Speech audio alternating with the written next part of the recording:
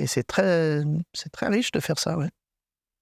Alors, pasteur Jétro Camille, donc on parle de la crucifixion et de la résurrection de Jésus-Christ.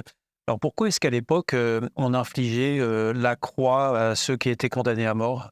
Les êtres humains ont toujours été très créatifs quand il s'agit d'infliger de la souffrance à autrui et d'humilier autrui.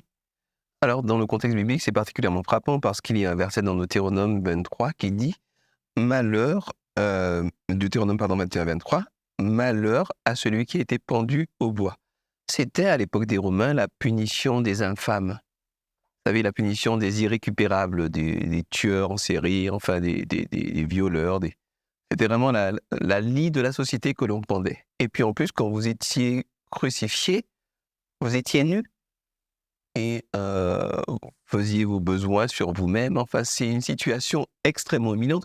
Vous savez qu'encore jusqu'en 2024, quand on veut torturer quelqu'un, enfin peut-être que vous n'êtes pas un spécialiste de la torture, en tout cas je l'espère. Je ne suis pas connu pour ça, non. Bon, eh bien, qu'on veut briser quelqu'un psychologiquement, on le met nu et puis on le torture parce qu'il se sent beaucoup moins protégé, il se sent beaucoup plus vulnérable. Et là, vous êtes dans une situation de vulnérabilité absolue parce que vous n'êtes pas capable de bouger, vous êtes à peine capable de respirer pendant un moment.